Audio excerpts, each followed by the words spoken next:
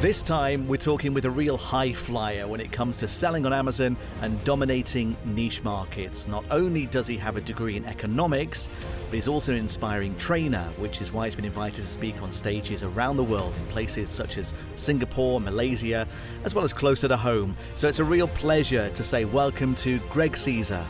Thank you. Thank you for having me. Well, it's great to have you. Let's start by asking a little bit more about you and your background and how you got started. Yeah, absolutely. I graduated college and went out and got myself a corporate job like everyone else is supposed to do. And my goal was to work up the corporate ladder and become president of a company somewhere. And one day I had a boss tell me, when I tell you to do something, you do it. And I instantly realized that I was unemployable. I said, there's just no way I can go work for someone who's going to tell me that. So in 1997 or 98, I bought a product from television. It was some work at home thing. And I had it for a couple months. And when I quit my job, I said, well, let's start this internet thing everybody keeps talking about. And I started consulting local businesses on, hey, you got to advertise and market on the internet. And they all thought I was crazy. I actually had one guy say to me, this internet thing is not going to be any good until the year 2050. And wow. I wanted to say, where did you get that figure from? So it wasn't the easiest of thing back then. I was going to say, this is the early days of the internet too, right? Oh, this was the days if you wanted to rank number one on Yahoo, all you had to do is put a letter or a number in front of your domain, and you'd be number one in a day or two. That's how easy it was back then. Yeah. And so I started consulting businesses, and I started getting good at it. And I wanted to go out and get more clients. So I decided, let me learn how to sell products and content and things like that on the internet. And I got really good at that. I mean, I've sold my own personal products since then. I'm probably 170,000 customers that I've personally sold to over the years. So I learned that what I thought was an impossible thing was actually the most easiest thing once I learned how to do it. So that got me speaking all over the globe and training people, and it's been an amazing journey. Well, a lot of people either listening or reading this will know you through the book Selling Info Products Through Amazon FBA. That's something that you're really well known for. Maybe we can just touch on that for a second, how that came about and what's the background to that? Yeah, so before I started selling content on Amazon, I was selling info products off of my websites using Google traffic and did very well, drove millions and millions of visitors. And around 2014, everyone had been talking about FBA. And for those who don't know, FBA is Fulfilled by Amazon. Is you take a product, you ship it to Amazon, and they sell it. Blenders, widgets, cars, toys, whatever it is. Mm-hmm. And so I had looked at the model, and what I saw was a huge flaw in the model, in that everyone was, if I want to sell blenders, I have to order 1,000 blenders from somewhere. I've got to get my name put on the blenders. And if I'm paying $20 for the blenders, just the cost to get the blenders before anything else is $20,000. And I don't know if that's going to work or not going to work. So I kind of hesitated a bit. And what motivated me to actually give it a try, and it's a true story I tell in my webinars, is I went to a barbecue and a friend of mine showed up with his daughter, and he told me, you won't believe this, my daughter's making $38 a day on Amazon. And here's the crazy part. She was 8 years old at the time. Wow.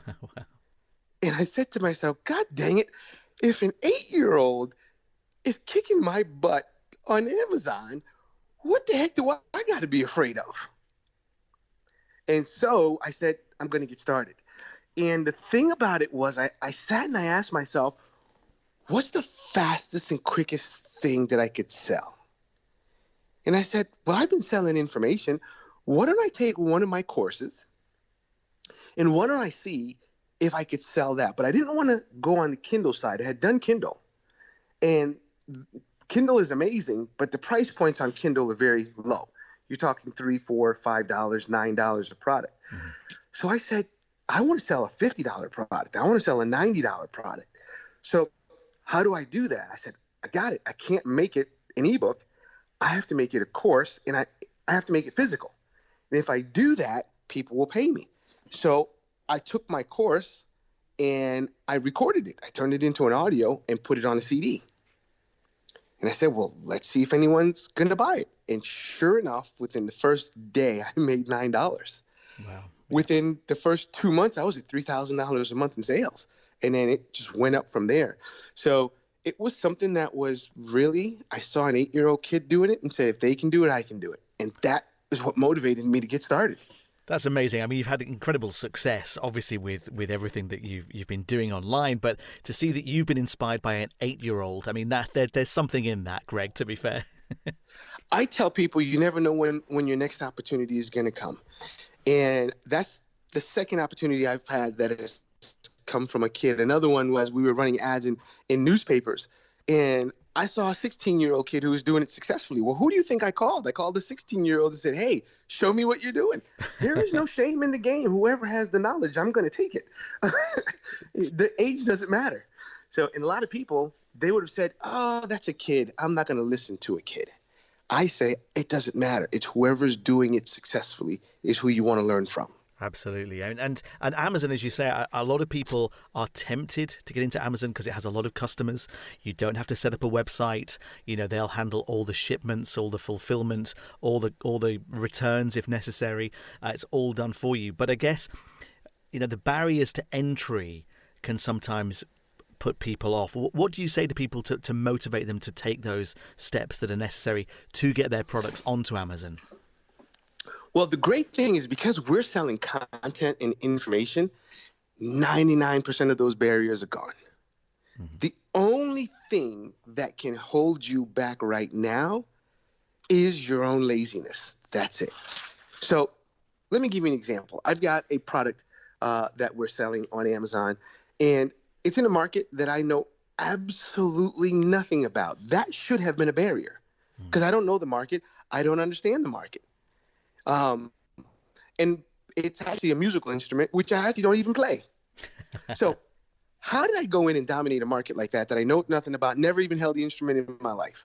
Well, I went out and found someone who was really good in the instrument, and they already were selling content and courses and training. And I said, hey, what would you charge me for a license to sell your product? And I sat back and I said, oh, this guy's going to get me, because it was a 5-star product with thousands of reviews. And the gentleman said to me, well, I might be interested. What do you have in mind? My answer was, I don't know. What do you think is fair? And he said, and I quote, send me $500 and it's yours. Wow. I PayPal that money faster than you can blink. And what ended up happening was he sent me the content. I changed the name of the product. I put a different name as the person who's teaching the product. I created my own graphics and started selling. So the barriers to entry don't exist when you're selling content, especially in a marketplace where most people aren't thinking content is something that I could sell there. Most people think it's the shoes, the sneakers, the clothes, the watch, the hats, the blenders is what you have to sell on Amazon. But content is infinitely easier to sell, and content will always sell there. Always. I think what's interesting there, Greg, is the fact that you were able to get the rights, if you like, or ownership of a product that was complementary to the one that you wanted to sell, and you were able to get it for such an affordable amount too.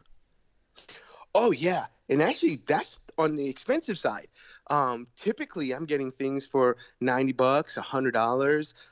If I'm going to get resale rights to something, if someone is selling PLR, that can be as little as $10. And PLR stands for private label rights. There are people who actually create content with the sole purpose of reselling the rights to it. Now, most of those aren't great pieces of content, so you have to take them and fix them. But when I reach out to someone who has good content that I might license to, that content typically is perfect content, because that person didn't create the content with the intentions of selling it to somebody else. They're trying to make money with their content. So typically they're going to do really, really good content. So it's cheap, it's easy, and it's fast. And because of the way that I did it, I might have had an hour into that project, because I didn't have to create the content. All I had to do is get somebody else to do the graphics because I'm not a graphic design artist. So I also cannot spend the time on the graphics. I have to get somebody else to do that. So I always tell people this is probably the easiest thing I've done in all my years of selling products on the internet. Why? Because I finally figured out that I could take myself out of the equation. It has nothing to do with me. I don't have to be involved in the process. And that's, again, another one of the barriers that holds people back is I hear people say, time. I don't have time. I don't have time. Whoa, what if you did something that didn't require your time? Yeah, yeah. And that's the way we're doing it is one of them. Well, I think what's interesting as well, and maybe you'll agree or disagree with this, is that even if you buy PLR sometimes and it's not that good, it's low quality, you know, the writing isn't perhaps as good as it should be, I find that it's easier to reversion that PLR than it would be to start with a completely blank page, because a lot of people have fear of a blank page and getting started. So at least that way you've got a starting point, even if the original PLR isn't so good. Is that what you find in your experience as well, Greg? Absolutely 1,000%. There's a lot of PLR out there in some really good niches and ideas.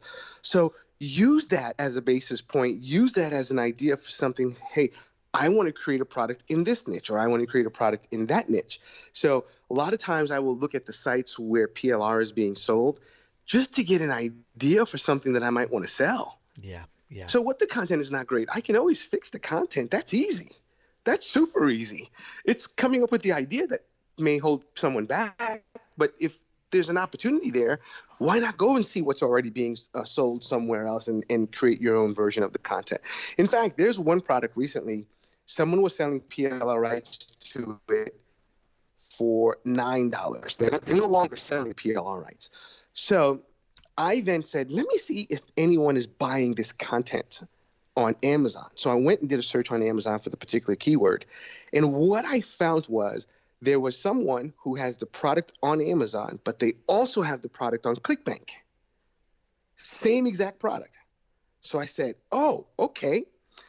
When I did the math based off of what Amazon says, how many people leave a review on their website, I reverse engineered and said, that particular product on Amazon, my guesstimate is almost $1 million in sales. Wow. Mm-hmm. It was a straight PLR product. No way, and really? 100%. And it was sold for $9. So now there's no longer access to the PLR. So what did I do? I went out and I said, okay, I know what the subject matter is now. All I did was go out and make a couple posts and say, hey, I need someone to create me content in this space. That's it. So take that PLR and look at the idea and the niche and say, okay, if I need to improve it, let me pay someone to make it better. That's all you need to do. Yeah, yeah. I mean, and also you touched on something earlier that I'd just like to, again, highlight is that you talked about you've tried Kindle, you've done physical books, as in printed books, but also you've also dabbled with audio as well. How important is it to you to make your content available in different formats like printed books, like audio, like video, and so on? Okay, so I tell people that, and that's what we call your media. What is your media or your medium that your content comes in? And the only thing the medium does is it determines your price. Okay. So if I do I could take don't change a single word in the product. If I sell it on Kindle, I might be able to get $9, right?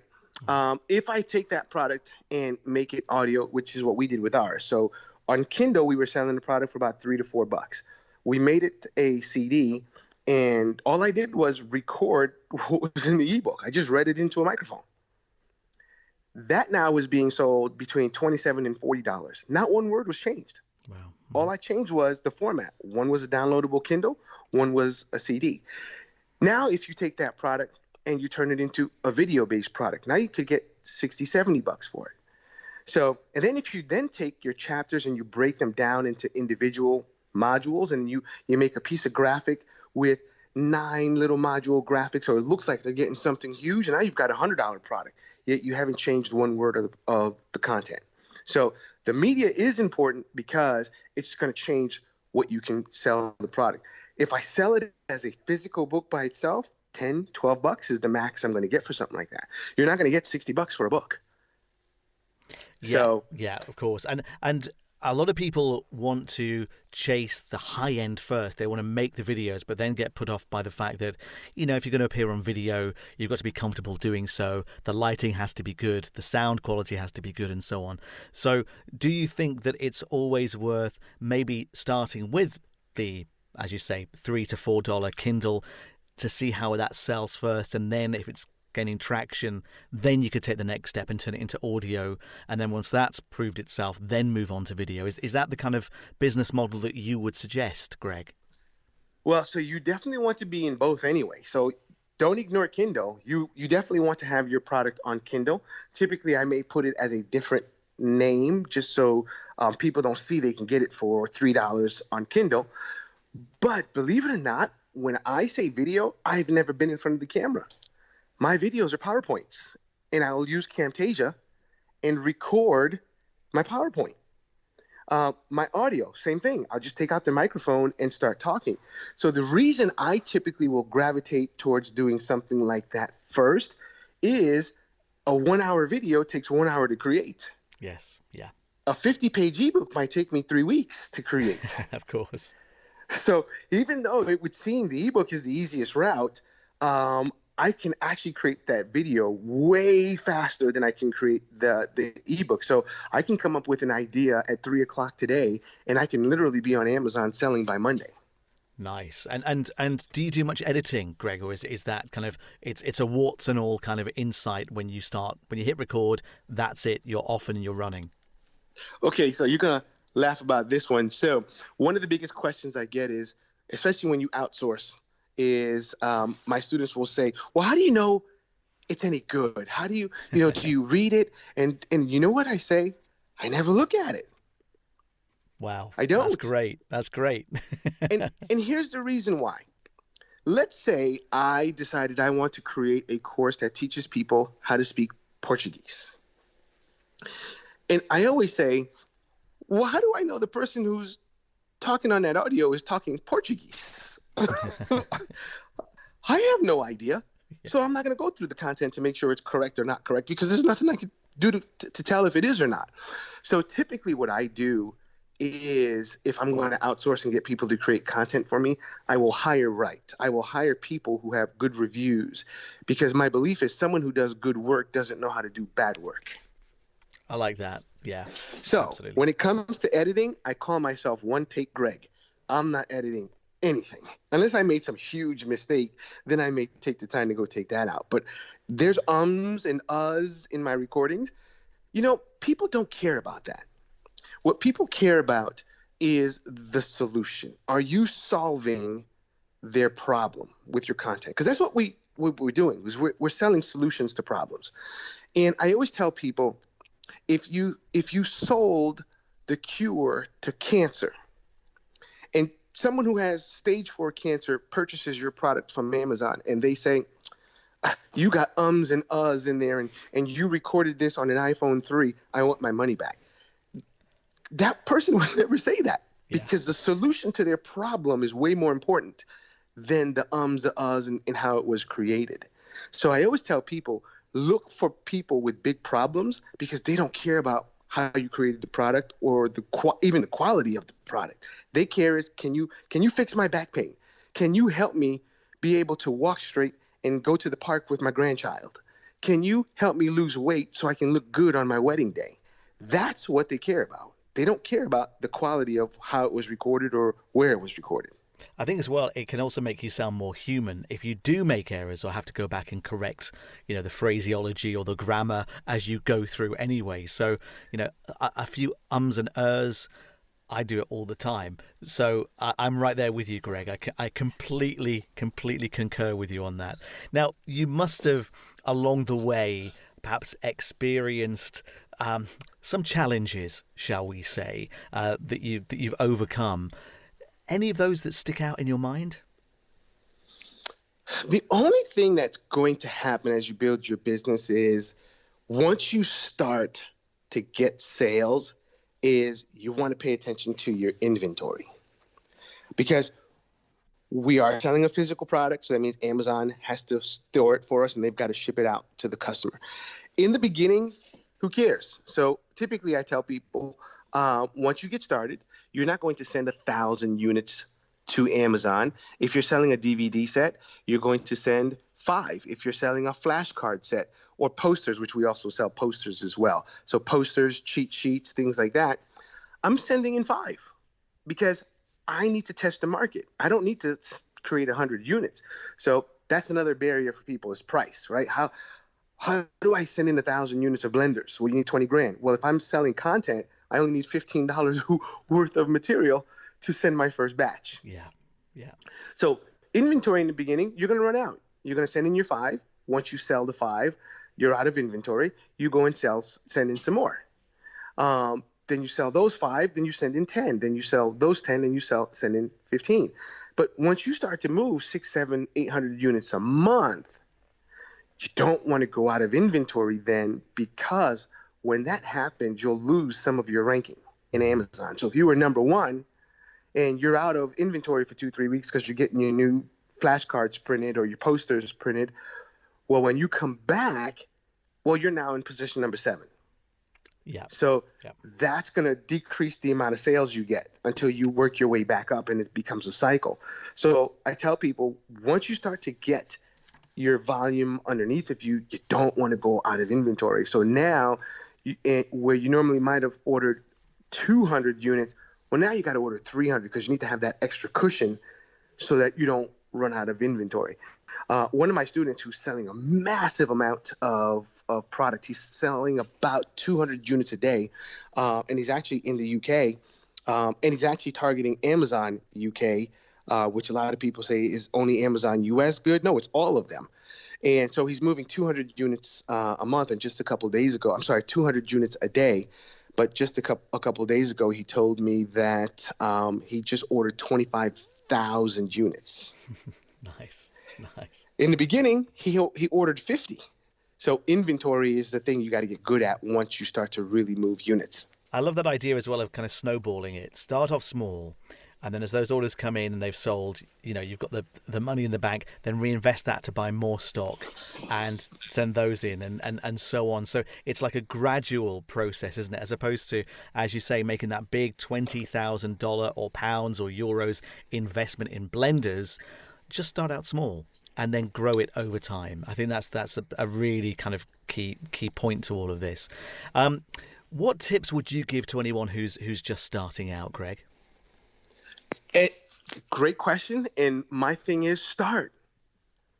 Simple as Don't that. be afraid of, hey, can I do this? Or is this hard? It's not. It's easy. Like I said, it's one of the easiest things that I have ever done.